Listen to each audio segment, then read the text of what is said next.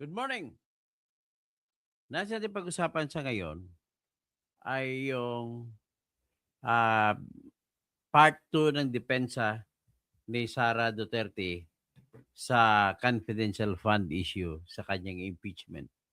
So, nailatag na natin ang part 1 at ito naman ngayon ay part 2. Sa part 1, kinlaro niya na inimbento lang ni Tambaluslos o ni Romualdez ang lahat at sila nagko-contact sa Commission on Audit. Tapos lagi nilang premature, laging kulang ang kanilang hangga't sa huli nakakakuha sila ng mga audit observation memo ilang beses at hindi nila nakuha kagad hangga't sa huli saka sila nakakuha ng ibang ebidensya na mayroong notice of disallowances. Tapos, lagi lang pinapatawag si Sara ilang beses at least 2 beses pumunta si Sara sa kanilang good government hearing pero hindi man lamang siya tinanong ni Chua. So, yan po ang nangyari sa first part. Ngayon, sa second part naman po, ito naman ang ating ipresenta. Share screen.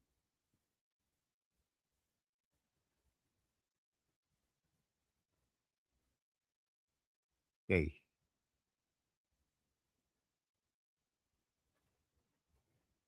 Ito po.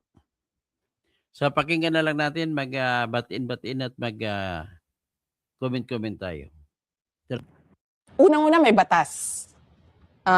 Iyan yung sinasabi namin noon din sa kanila. Hindi natin pwede pag-usapan kasi may batas. Kaya nga confidential ang tawag dyan eh. Confidential yan, hindi dahil may anomalya dyan or merong hocus-pocus dyan. Confidential yan kasi pinoprotektahan niya yung buhay ng mga tao na nandoon sa organization, intelligence operations. Buhay ang pinoprotektahan dyan.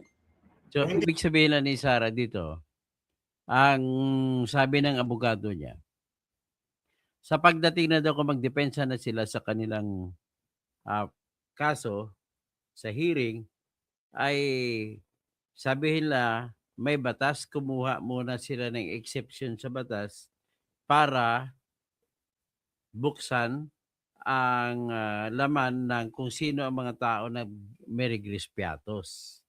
So, ang problema, may batas na nagsasabi na kapag ginamit sa confidential fund, hindi pwede i-disclose kung sino ang pinagbibigyan. So, yan po ang batas.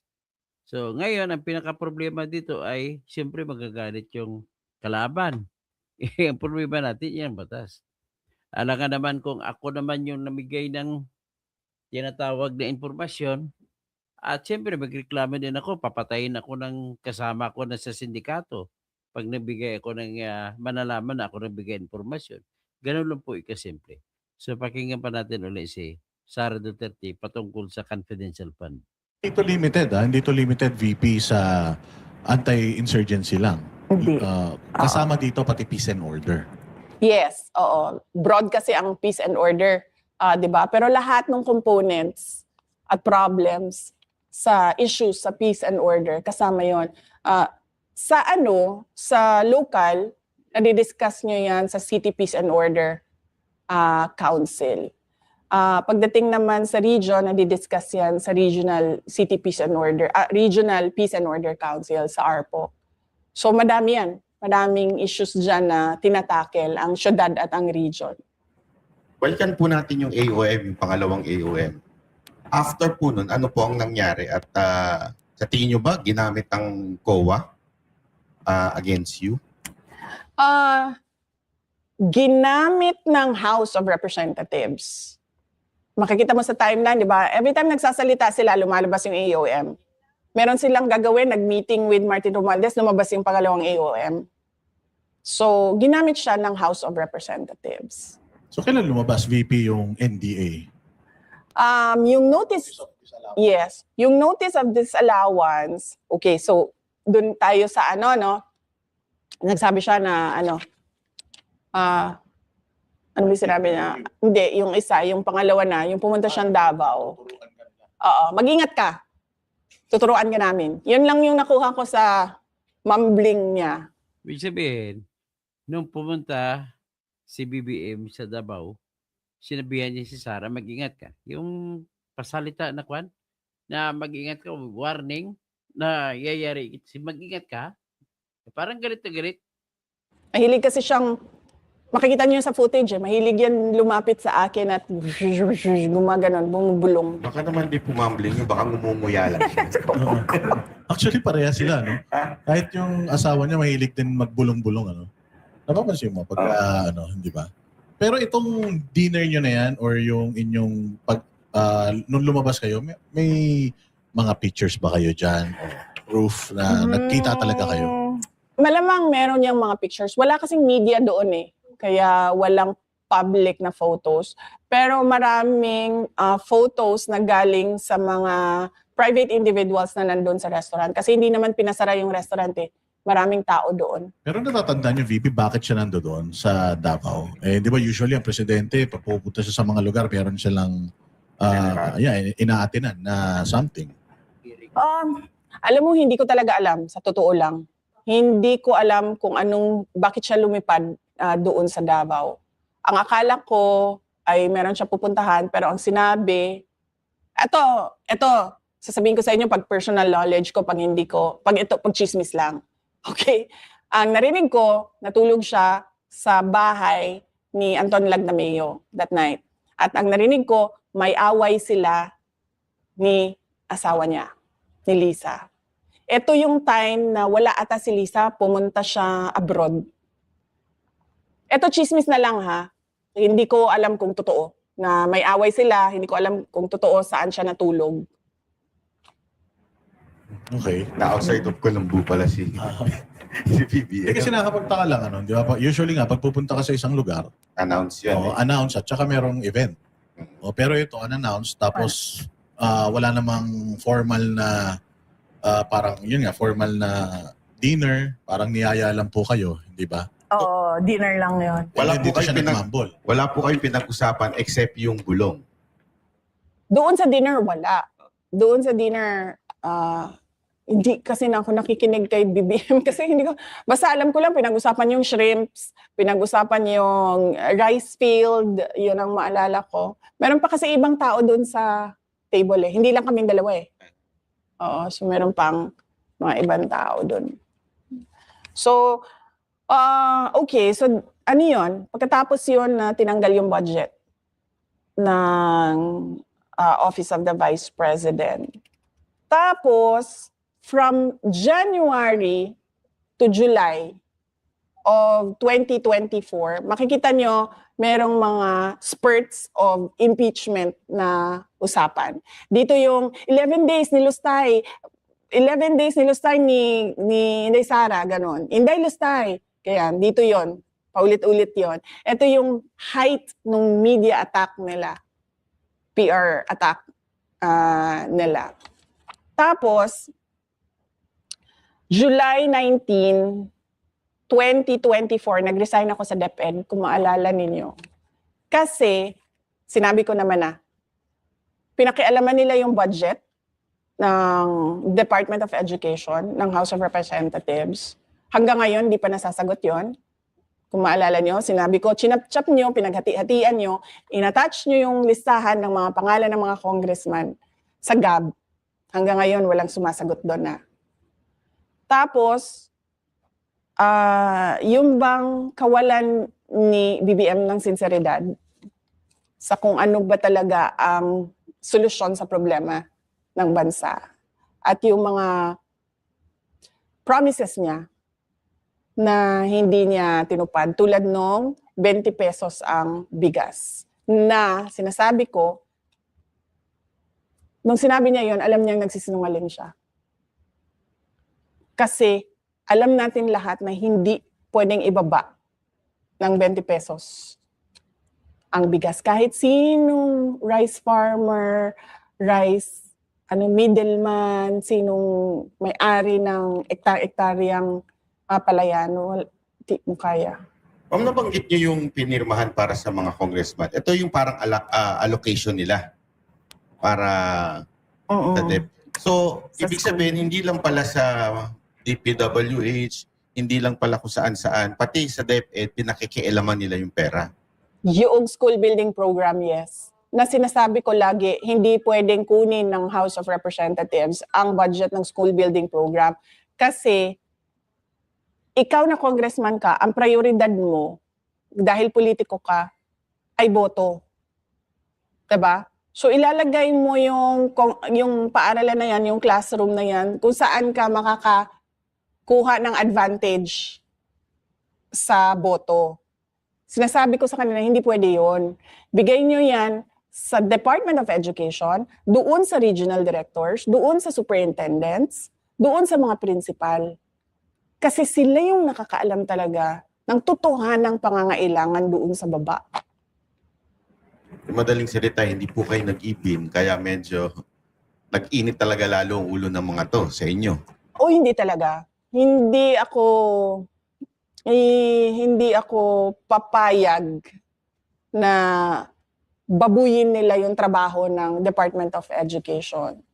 So naisip ko, since ganyan ang ginagawa niyo sa budget, tapos ako pa rin yung aatakihin ninyo, kasi walang ginawa yung Department of Education, kahit meron naman, kahit ginawa na yung matatag agenda na susundan na lang ng lahat para merong accomplishment yung administration,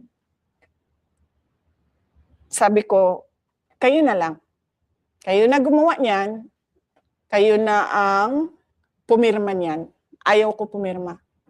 Ito po ba yung dahilan kung bakit walang natayong masyadong classroom? Ako, hindi ko alam sa kanila.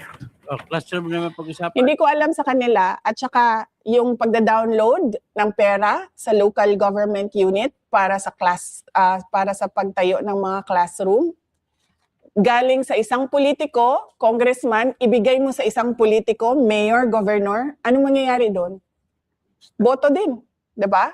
Boto ko rin. So ang punto dito ni Sarah, yung mga budget papatungkol sa school buildings ay dina-download pala, hindi siya sa ang nagpapatupad na bilang secretary ng Department of Education ay hindi po siya nagpapatupad, kundi dina-download ang pera papunta ng politiko papunta sa mga mayor.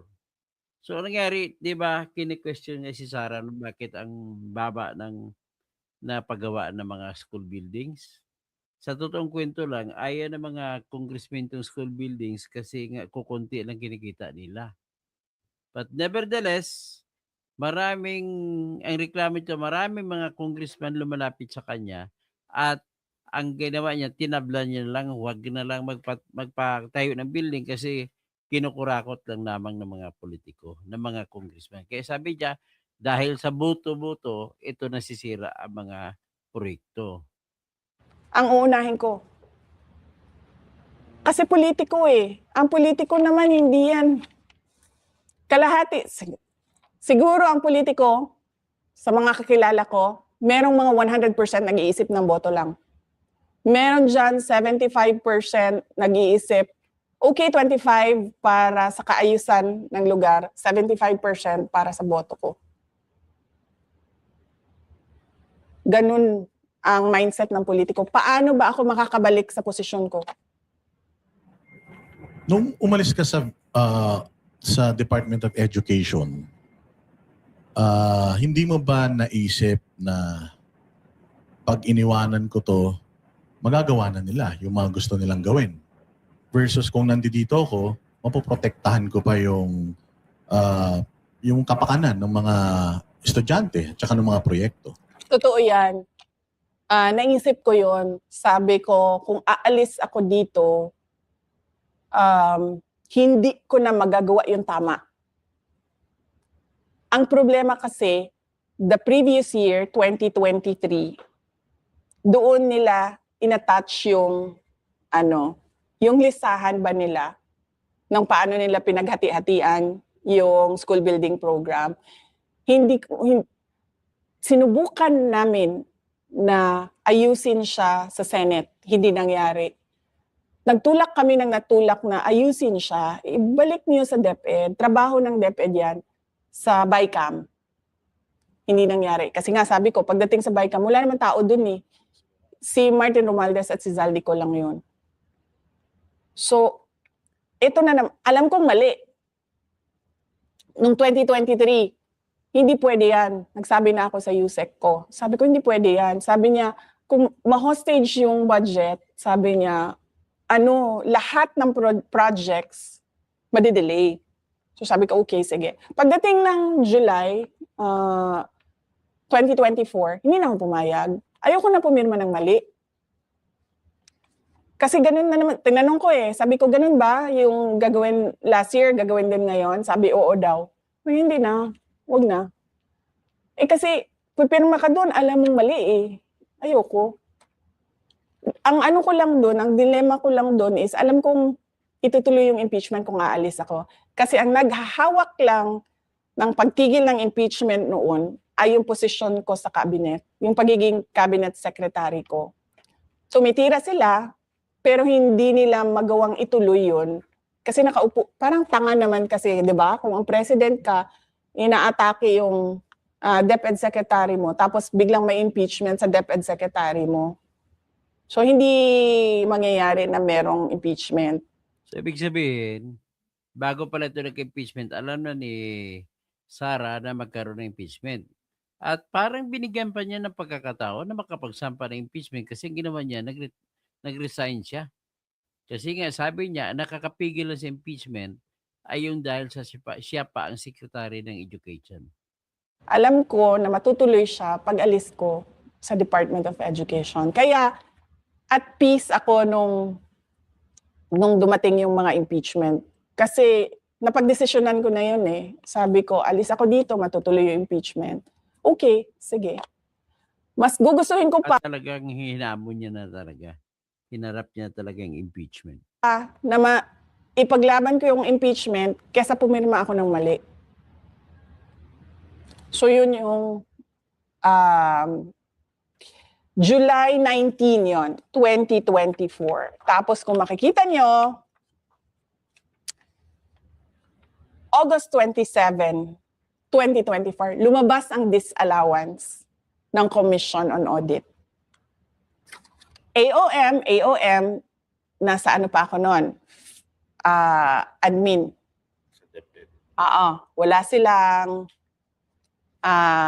Wala pa silang ebidensya. So gamitan natin to ng AOM. Umalis ako sa DepEd, nag-resign ako, lumabas ang disallowance. Ito yung ebidensya nyo. So yung pangalawang AOM ang nag-trigger nung notice of disallowance? Halo-halo na siya halo-halo na siya. Pero yung sa notice of disallowance, ito na lang yung mga parts na sinasabi namin, ito yung mga papeles diyan. So reconcilable siya? Meron kaming motion for reconsideration na na parang tipong nasasagot ng mga submissions na ito yung hinahanap ninyo na supporting documents. At hindi yun sinasabi doon sa mga pagdinig sa Congress? Siyempre hindi kasi hindi sasabihin yun ng House of Representatives. Even nga yung credit notice ng Department of Education sa confidential funds, malinis na naayos yung submissions. Hindi nila binabanggit yan. Siyempre, ang kasi ng House of Representatives ngayon, sirain yung pangalan. Swerte na tayo kung ma-impeach siya. Dalawa yun sirain ang pangalan, i-impeach siya. So kung hindi man natin makuha yung impeachment, at least sirang-sira na yung pangalan niya. Pero linawin lang natin, Boss Dada, yung notice of disallowance, hindi ibig sabihin guilty sa paglustay o korupsyon. Ito'y sinasabi lang, may mga kulang na dokumento na which is naibigay naman din po. Tama po ba ang aking intindihan? Yes, opo. May submissions talaga kami. So after doon, Pero yung part na nagsaglit na kayo, wala nang nilabas ang Congress, ang House.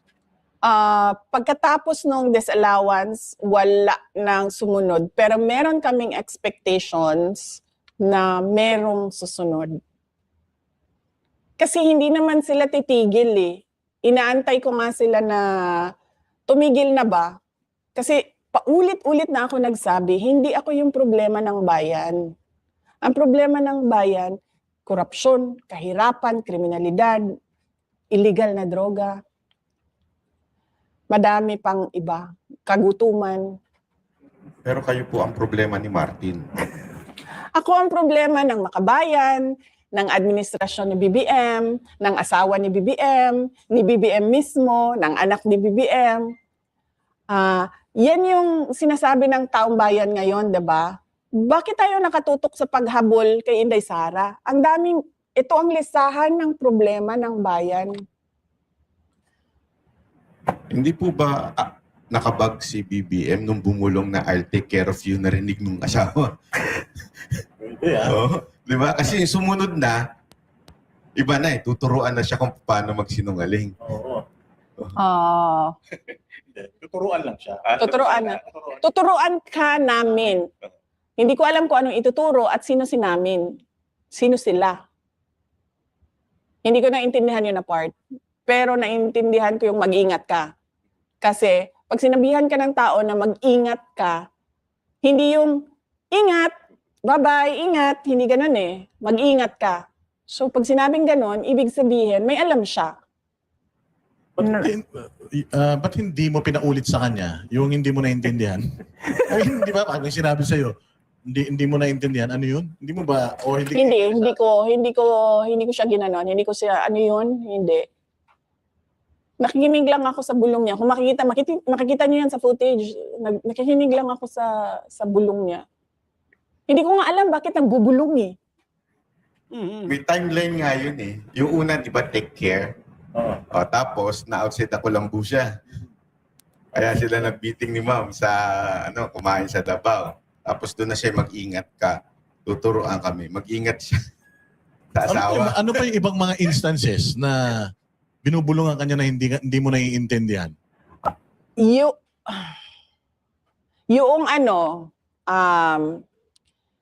kung maalala nyo, nagpa-interview yung asawa niya sa isang media person. Nagpa-interview. Doon, tinreten niya ako, di ba? She crossed the line. I don't like her. Bad shot siya. Ano pa yung sinabi niya? Isang tawag lang yan sa Romania. Parang may ganun siya. Yung mga niya. Tapos ako, parang nagulat ako noon. Sabi ko, bakit ito siya nakikialam sa trabaho? Trabaho ko. Ito pa yung before ako nag-resign ha. Tapos nagkita kami ni BBM noon. Graduation ng PNPA sa Cavite. Ito na naman siya. Bumulong na naman siya ng hindi mo maintindihan. Tapos, nakuha ko, narinig ko, galit eh. Yun lang yung na-pick up. Ito na yung pangatlong bulong. Yes, ito na yung pangatlong bulong. Kasi 2024 na ito. 2024 ito, April or May. Hindi nyo ba naisip na pinagpaplanuhan kayo ng asawa? Parang galit na galit sa inyo yung asawa? Nilang lahat. Alam ko naman na galit yung asawa sa akin eh. Kasi noong hindi pa niya ako kilala, nag-miss-send yan sa akin, ang asawa niya. Hindi kami magkakilala ha. Isang beses, birthday ni BBM, September si BBM, di ba no? Isang beses, matagal na ito, hindi kami magkaibigan, hindi kami magkakilala. Nagbigla yan ng message sa akin, hi, this is Lisa, and Bongbong's birthday is coming up in September, ganyan, may I request a video from you?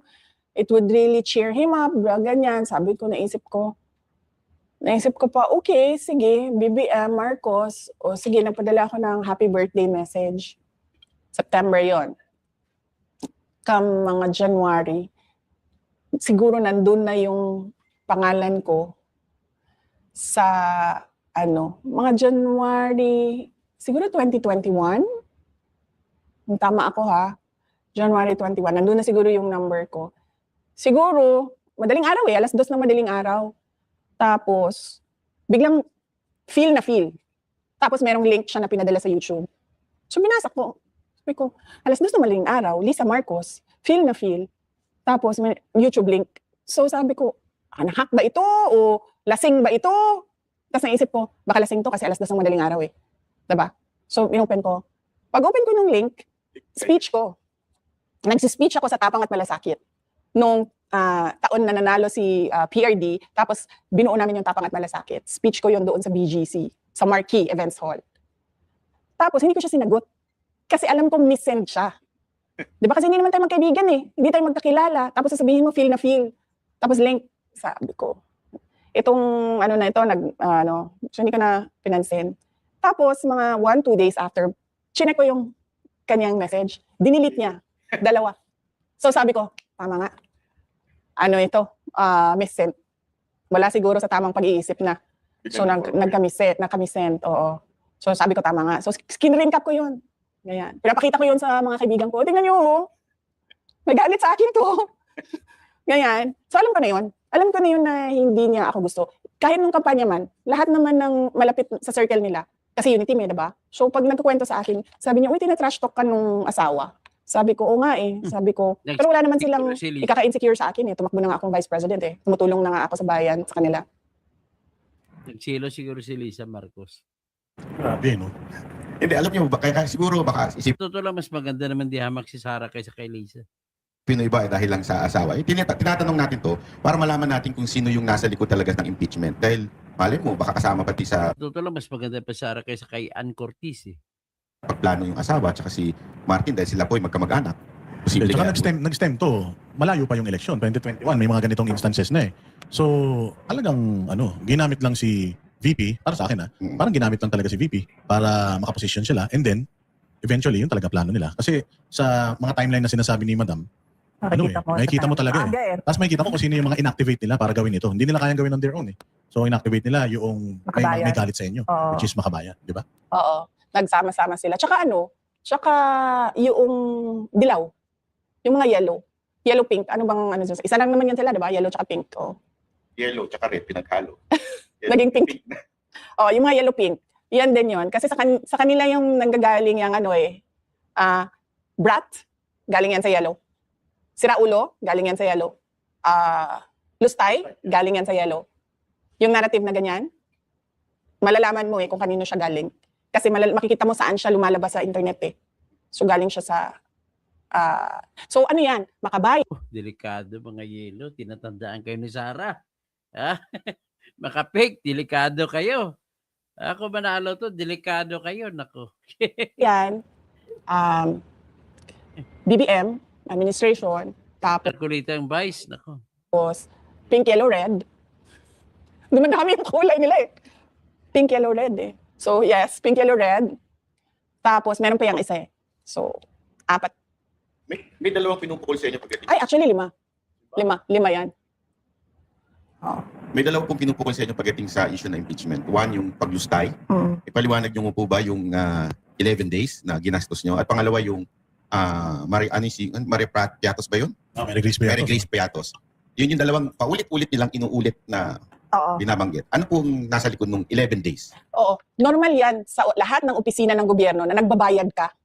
In fact, kung titingnan mo ang mga transaksyon sa gobyerno from Office of the President papunta sa municipal at city level, marami dyan na isang araw lang nagbabayad sila ng 100 million, 200 million kasi yun yung kontrata nila. Kailangan nila magbayad sa mga obligasyon nila. So hindi nakakapagtataka na magbabayad ka, may lalabas talaga na pera. Kasi kailangan Chris Lauro, may pakiusap lang ako sa iyo. Pangit po ang salitang luslus. Bisayang salita yan, pero pangit yun pakinggan. Kung please lang, gumamit ka lang ng ibang salita. Ha? Kaya nakipag-discuss po tayo na maayos dito. Kasi kung hindi mo kaya yan, mapipilitan po ako na tatanggalin kita rito. Ha? Pakiusap po lang sa iyo. Gumamit ka ng ibang pag mag-comment ka. Hindi po siya nagbabanta. magbayad sa lahat ng mga obligasyon mo. Yun yung purpose ng funds yun yung purpose ng budget. Lahat ng project mo, lahat ng programa mo, kailangan nyo ng pera, di ba? So, meron yung mga procurement. Tapos, pagkatapos nun, pag nabuo na yung lahat, tapos nandyan na yung budget mo, kailangan mo magbayad. So, lalabas talaga yung pera. Hindi nakakapagtataka na nagbabayad ang isang opisina ng gobyerno ng milyon-milyon sa isang araw.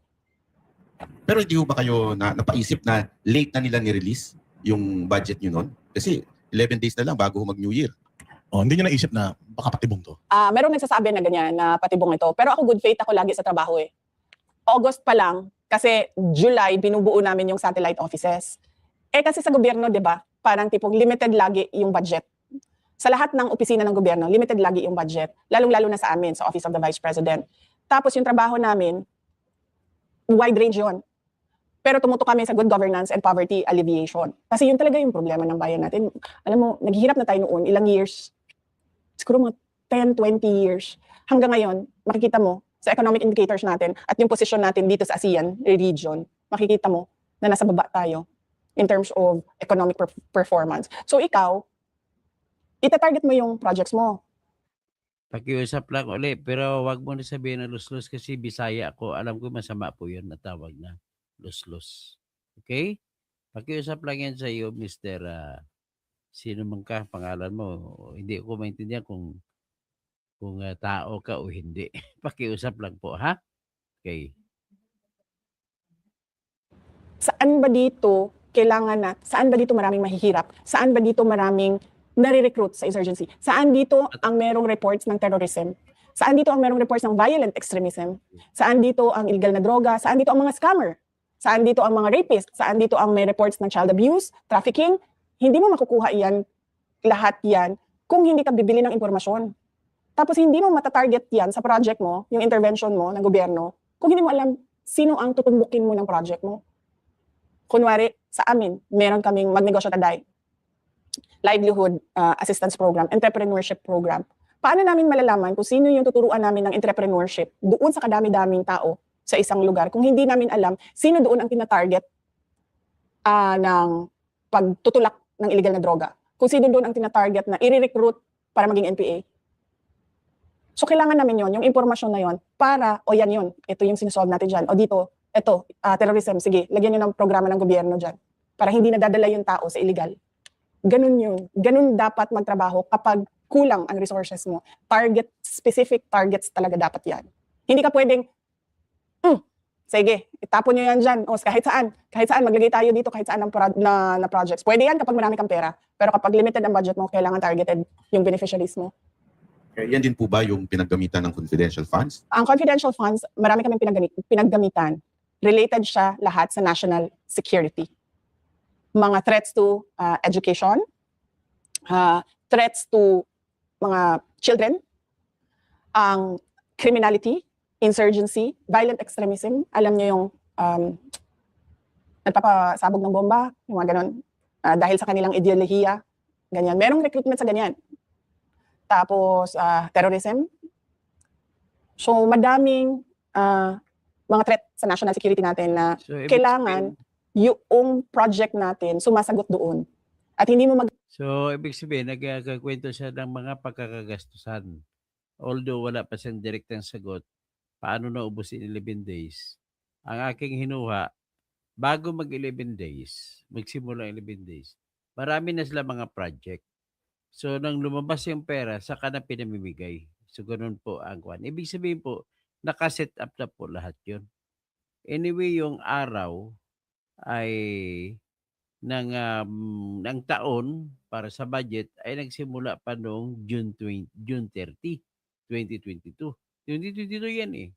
So, ibig sabihin, it is always possible that in the early stage, July, ay meron ka na mga projects tapos pinapangakuan lang kasi nag-request siya, according to her, nag-request siya ng pundo galing kay BBM ay nung October pa. So kung October siya nag-request ng pundo, she must be expectant na may pundo na darating kaya nagtrabaho na sila kanya mga intelligence officer. Pwede po mangyari yung ganun.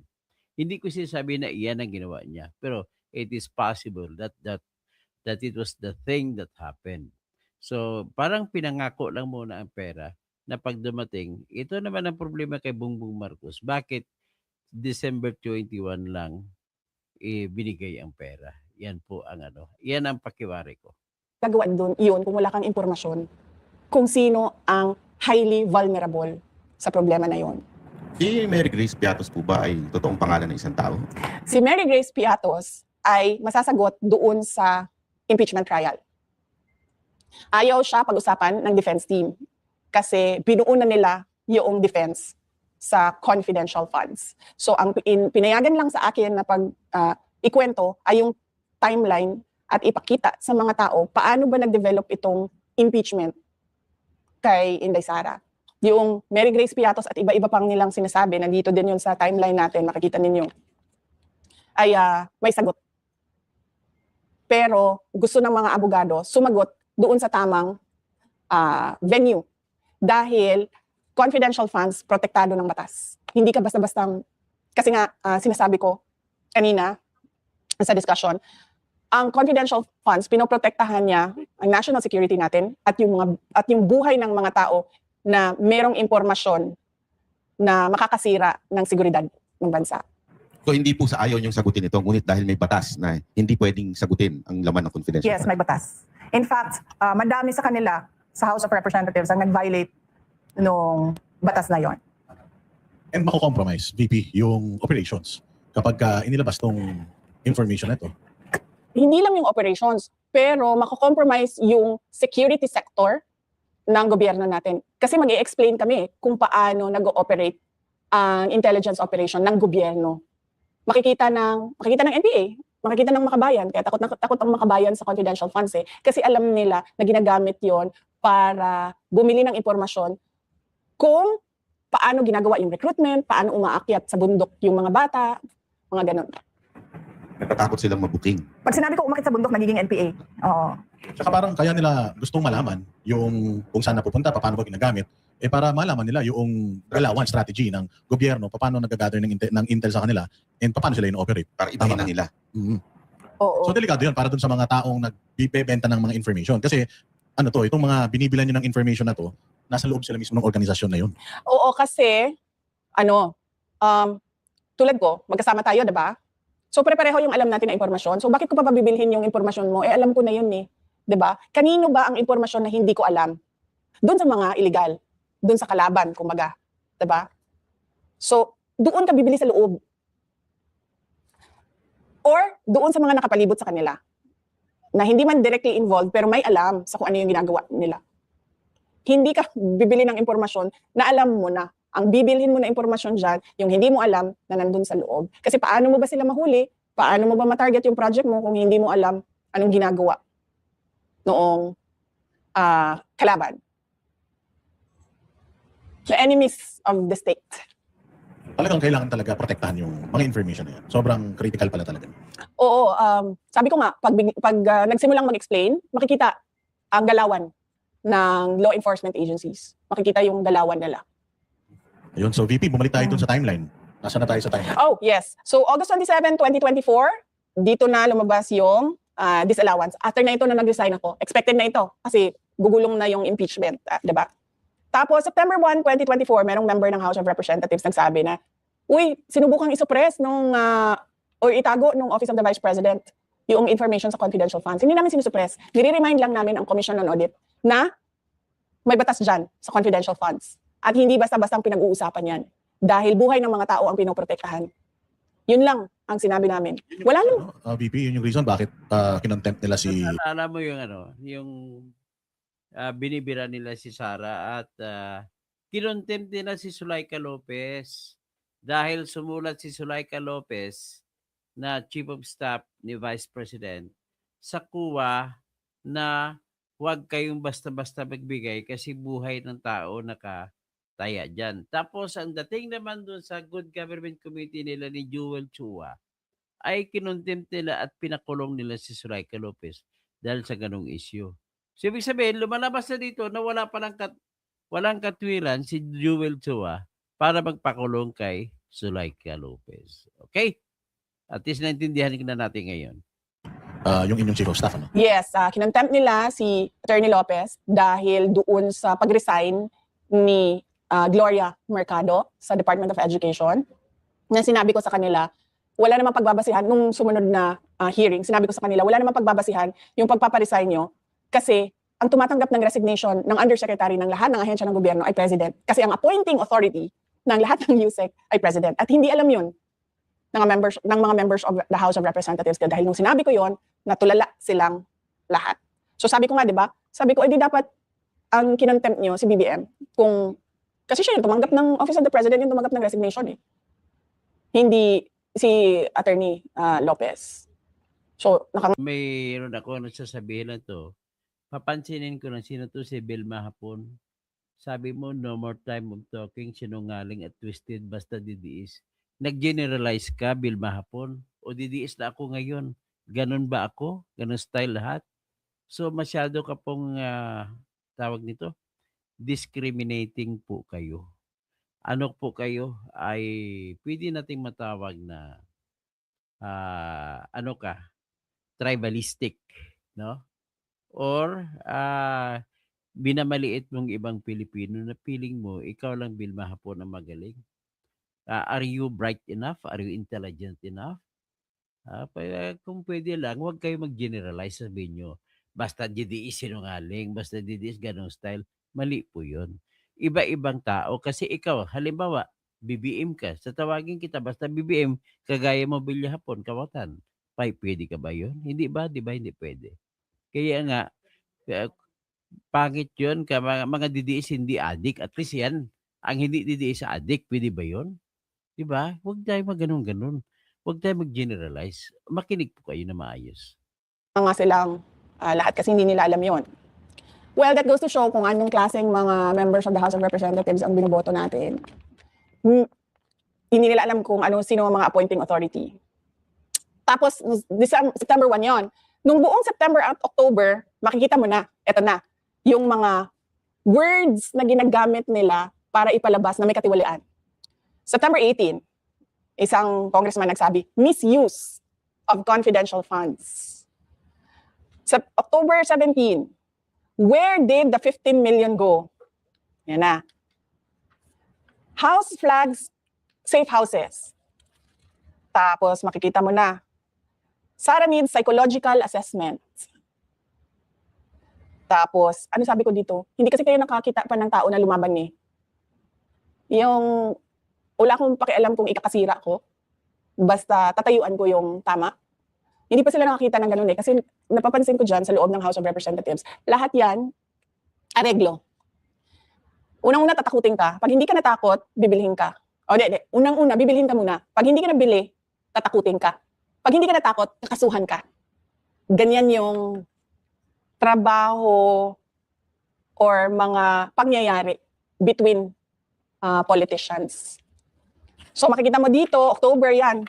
September, October, gumagamit na sila ng words na malversation, breach of public trust, ito galing ito sa isang congressman, fabricated, galing sa isang congressman, Mary Grace Piatos, galing sa isang congressman na yan.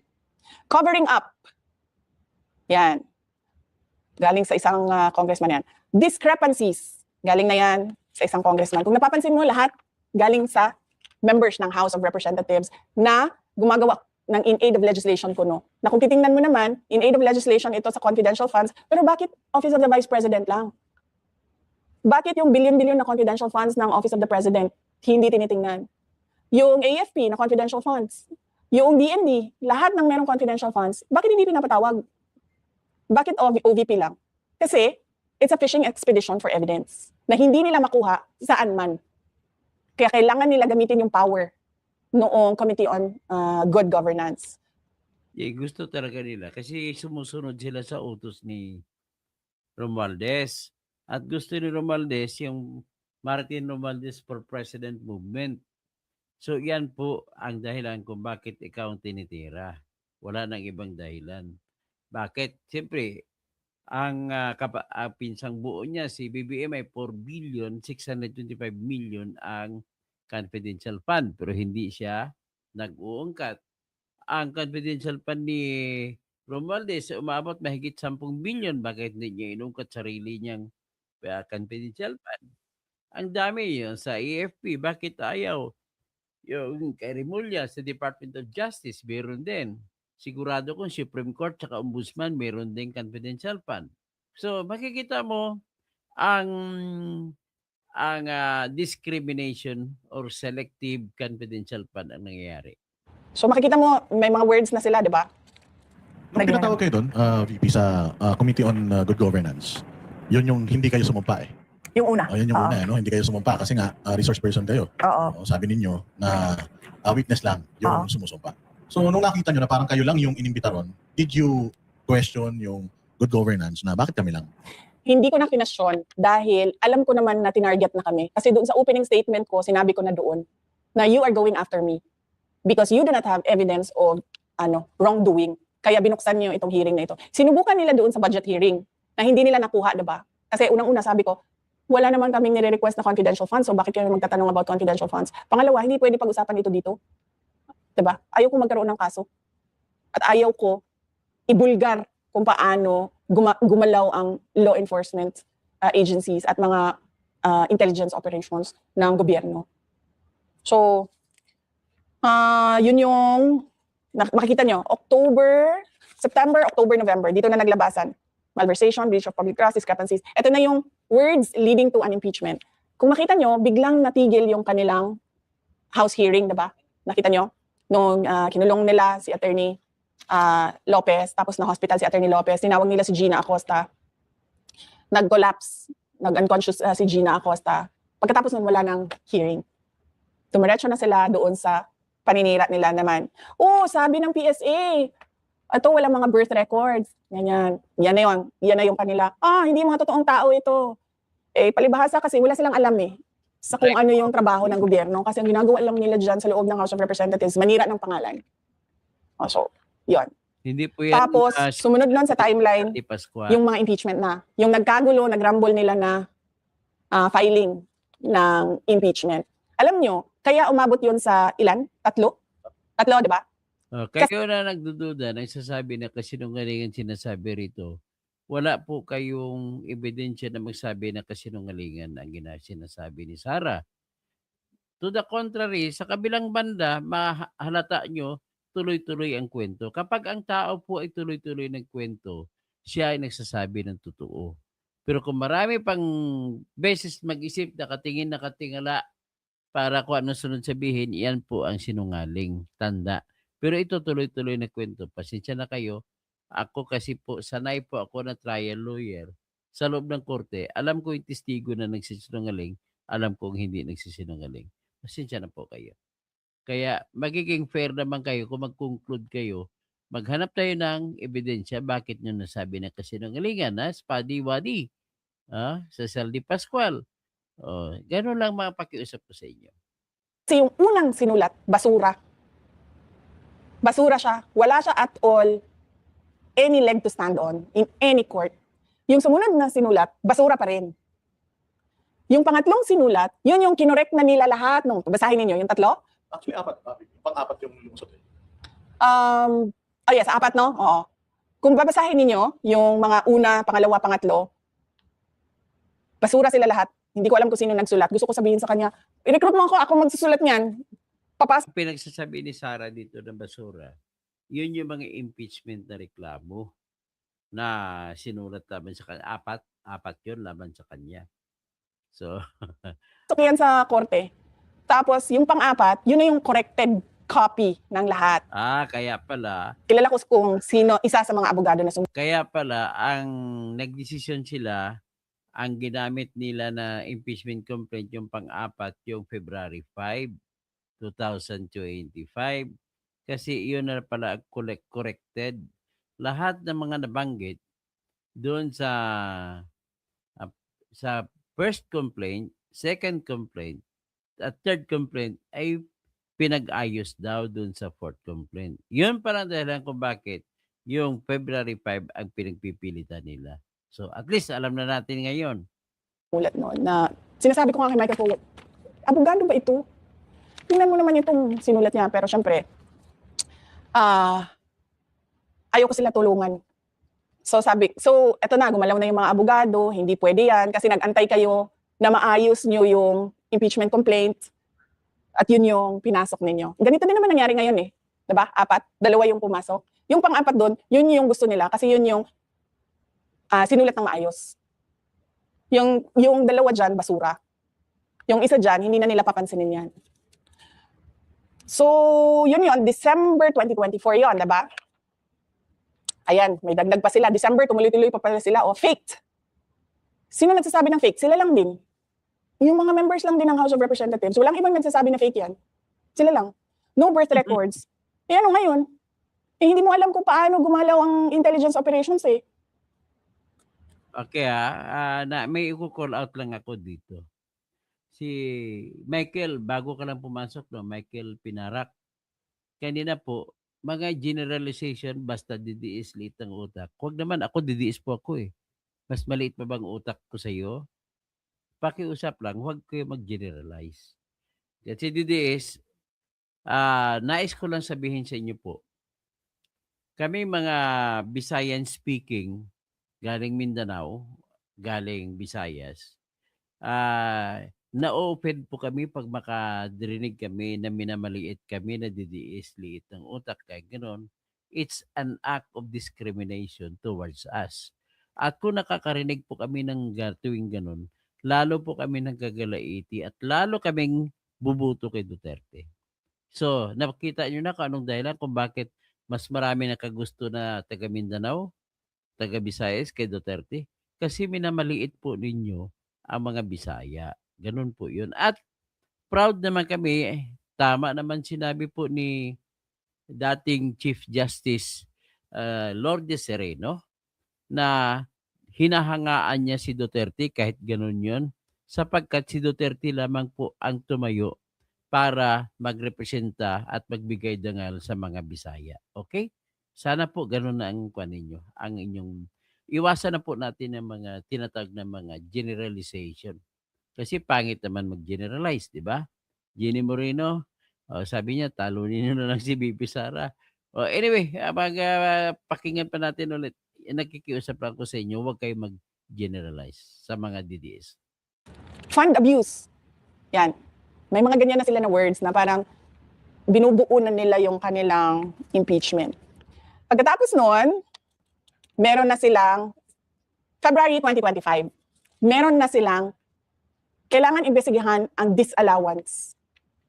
Kasi pala, isasali nila yon, yung disallowance na yon. Kailangan daw imbestigahan. February 11, 2025, House must probe the Sara Duterte's 12.3 billion disallowed expenditures. Na hindi nila naisip, mas maraming disallowance ang Office of the President ha. So kung mag-i-impeach tayo, iunahin nila ang Office of the President. Tapos, February 27, 2025, act swiftly on Sara Duterte impeachment, Catholic Bishops' Conference of the Philippines. Pero pagdating sa aligasyon ng flood control involvement ni BBM, tahimik sila. June 11, 2025, eto na. Dahil hindi nila alam saan sila lulugar, impeachment, ano ba, kapafile na lang natin ang kaso. Lahat ng kaso na pwedeng i-file natin. So nag-file sila ng criminal at admin cases. Tapos, eto na. September 29, 2025. Ito na yung privileged speech ni Senator Cheese Escudero.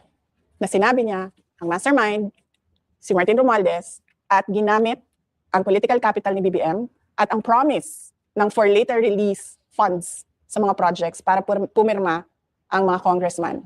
Okay, nais kong bigyan din ito. May sinasabi si Sara dito na for later release funds. Hatiin mo sa 2 uri ang pundo na inaprubahan noong 2025. May mga pundo na kaagad-agad ay ilalabas na sa mga proyekto. Yun po inilabas kaagad pagpasok ng January, February, March, April. Ngayon, may pundo na tinawag na for later release. Yung po mga pundo na for later release ay ginamit nila pambayad sa mga 215 congressmen na pumirma ng impeachment laban kay Sara Duterte. So yan po ang kanyang paliwanag dyan. So pakinggan pa natin ulit. Impeachment. So, yan yung buong timeline kung paano nila niluto ang impeachment. Galing sa walang ebidensya, papunta sa fishing expedition, illegal na pagkuha, paggamit noong information sa loob ng in aid of the legislation para sa impeachment. At yung meron na talagang nagsabi na yung mga pumirma ay pinramisan ng for later release na funds. Yes, Congressman mismo, si Congressman Toby Chanco, sinabi niya yan, na isa daw sa reason kung bakit yung alyansa nagka-leche-leche dahil dun sa impeachment na ginawa sa inyo. So, nasabi yan ni Toby Chanco. Kasi paniwala ko, nagmamadali din sila mag-promise ng pera. Kasi election na eh. Siyempre, lahat ng mga congressman parang tipong, oh, nasaan na yung funding namin? May election na kami. Kami din eh. Mag-election din kami. Hindi lang naman kayo eh. Diba? So, lahat yon ay, yan. Planado. Ladies and gentlemen, Yung pong nga yung latest na impeachment, meron silang sinasama sa next na lang natin yan discuss yung mga latest impeachment. What is important today is stop natin doon sa punto na yung mag-election. Kaya pala tinudo yung February 5 para ilabas ng pundo na binigay na pinangako. Ang tawag doon na sinabi ni Toby Chanco, yun yung for later release. Yun parang for later release. Yun ang binayad sa mga congressman na pumirma para gamitin nila sa pangkampanya. So hanggang dyan tayo muna magpatigil muna. Mag-iisang oras na po kasi. So pakiusap lang po uli. Maging masaya po ang ating palitan ng kuro-kuro dito. Pakiusap lang. Huwag tayo siguro sabihin na, diba, kayo mga BBM loyalist, mga bubo, huwag ko iwasan ko na rin yan. Ayaw ko na sabihin yan. Kaya pag sabihin nyo, kayo mga didiis, mga maliit ang utak, huwag nyo na, iwasan na natin yan. Magdidiskusyon tayo, dire-direkta, without using those words. Pakiusap din sa mga iba na ang masamang salita kasi sa Bisaya, yung luslus, pangit pakinggan yon. So, pakiusap lang, kung mag-debate tayo dito, iwasan na lang natin yan. Mabuti na lamang kung si Ann Cortez yan. Okay maraming salamat po sa pag-join sa ating discussion. Pati Gasmiana, walang mangyari sa ating bansa kapag ang papalit ay mga DDS. Ay wag naman. Kasi you are generalizing DDS. DDS na po ako ngayon. Sa totoo lang, mas magaling pa po ako kaysa kay sinong presidente niyo dyan. Kahit sinong senador, mas magaling po ako. Kaya huwag ka magsalita ng generalization. That is an act of discrimination against people who identified themselves as supporters of Duterte. And if you're saying that walang mangyari sa bayan natin kung ang papalitin DDS, then that is an act of discrimination and that statement has no foundation. Okay? Pakiusap lang po, Fatima, Gasmina, sana hindi po kayo okay lang sa iyo ang pakiusap ko. Verlin Balagtas, sip-sip katuto, wala kang mapapala sa mga Duterte. Hindi po ako nagsisip-sip. I'm speaking from the truth. The truth is, we need to punish the people identified with BBM. Yung mga katauhan niya na nagnakaw, walang iba po. Pasensya na kayo, wala po. Pinaniwalaan ko, walang ibang makapagparusa sa mga magnanakaw. Si Sara lang po. That's why I'm telling you straight to your face, Berlin Balagtas, that you cannot dissuade me from supporting Sara Duterte. So Jenny Moreno, thanks sir. Romel Bengson, naimbag-ibigat, tirador, naimbag-ibigat kada kayo amin. Aquarius, solid BP Duterte, magaling ka attorney. Toto sa pagpapaliwanag. Salamat po at nagalingan po kayo. Si Grace Laurio, Ma'am Grace, alam ko sa ibang kabilang partido ka. Pero ang pakiusap, sana naman ay wag na tayo magtatawagan ng gano'n na minamaliit yung DDS. Ayaw ko rin ginagawa po ni Insurrecto yan eh. Hindi ko sinisira, nagsasabi lang po ako na totoo kay Insurrecto. The fact na hindi siya bumabanat sa nagnakaw ng mga pera ay I'm holding him in contempt. Ganun po, pasensya na siya. Kung narinig man niya, then let him defend himself. Ganun po, pasensya ka na, Grace Laurio. Tapos Bangles, di pa parang naluto, delayed yung time ni Escudero.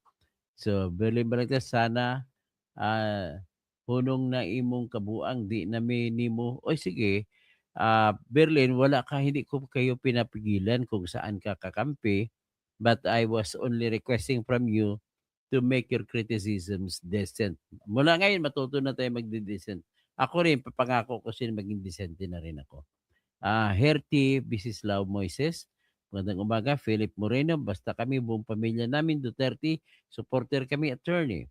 So, Erlin Daambagan, nakakaawa ang tao na kapag hindi naging successful sa isang party, ay lilipat at baka sakali sa ibang party naman sila kumita. Tapos, Silos Tiangson, gugo lang po, Ma'am VP Sara, dahil ginagawa mo po yung tama, lalo na sinisira ka po nila sa Middle East issue. Maraming Pilipino naniniwala po sa iyo. Huwag mo silang pansinin. So, Kenya Kublorti, tama po, proud Bisaya kini. K3R, walang alam daw ang kung paano mag-handle sa confidential funds ang mambabatas. Oo, kasi ang mambabatas, pwede kong lahatin yan, mambabatas. Halos lahat naman po sila ay mga corrupt talaga. No? Talagang halos lahat sila corrupt. Jenny Moreno, talunin na lang nila si BP Sara. Okay?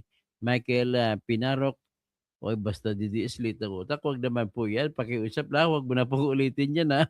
Kasi ako, identify ko na sarili ko na DDS eh. Mula nung inaresto nila si Digong Duterte na wala man lang warrant of arrest. Let us respect the rights of the accused. Yan po. It is in the Constitution, the highest law of our land. Okay? At I hope you understand that you cannot kill a person arrested for killing another people. Okay? You cannot compensate the crime with another crime. Ganun po yun. So Bernard Socorro, kaya pala nagpakahimatay ang kasama niya sa sobrang kaba o nakinakabahan. Kenya correct, mga trolls yan. Okay lang kahit mga trolls at least. Sabi ko, they also deserve to learn the good manners and right conduct. Okay? So hanggang dito na lang po, isang oras na kasi tayo, Lady B Channel, na bigat kada kayo amin, no? Fred Orteza, sinungaling, anong ibig pong sabihin kay Attorney Enzo Recto na tumatanggap? Tumatanggap po siya. Kasi ang aking basihan, hindi siya tumitira kay BBM. Eh. Bakit hindi niya tinitira si BBM? Tumatanggap siya. Ganon po ang aking masabi. Ruel Domingo, galing mo attorney, mag-explain. Salamat po. Jenny Moreno, me and my husband, Solid Duterte, sense. Okay, ang sa akin lang po, lagi nilang ini-interview si Trillanes, balik-balik, ay bakit pa sila pumunta sa Europe? Saan sila kumuha ng pera papunta sa Europe? Si Insurrecto, si Vlogcaster Armandin, si Ronald Liamas, si Cielo Magno, at marami pa ibang kakampi nila. So I hold them in contempt. Those trips abroad to Europe are not important trips na kahit sino ay kaya. Mahirap po ang gastos diyan. So si Trillanes, ilang beses pumupunta sa Diheg. Yung isang papunta pa lang doon is almost 200,000 pesos ang gastos mo, may pabalik ka pa 200. Almost 1 million, half million po ang ginagastos mo pupunta doon. That's why that is a proof na totoo sinasabi ng mga Marines tsaka sundalo na nagsasabi na nagbibigay sila lagi-lagi ng pera kay Trillanes at nagbigay sila ng $2 million kay Trillanes. Okay? So, ganun lang po. Sa sunod na po tayo pasensya na po kung ganun si Enzo, kung ganun ang salita ko sa kanya. Hindi naman siya nag-isa, pati si Christian Esguerra. Ganun din ang tingin ko sa kanya. Ang sinasabi ko may basihan po, Freddy Osinilla, saan sila kukuha ng pera sa pagpunta ng Europe? Ganun lang po ang aking masasabi. So, Estong, ang nakita ng naniniwala sa Duterte, kahit pagsamahin nyo ang admin ni GMA, Pinoy Marcos, hindi malalamangan. Okay, hanggang dyan, kani-kanya tayong paniwala. Okay lang po yan, walang problema. Okay? Magandang umaga po sa lahat. Mayap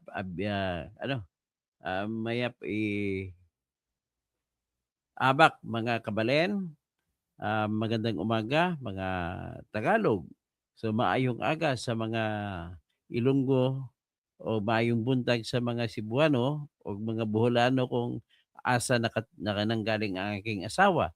Mama, andiyan ka sa Talibon, sa island. Maayong buntag sa imuha. Nagpadala ko nimo og 2,000 aron para pa-check up sa imong health. Mama na ko si Mama Carmen. Carmen How. Tapos si Grislario, dati nandiyan si Atty. Renzo nagbibiyahe. Ibang bansa may pera si Atty. Renzo.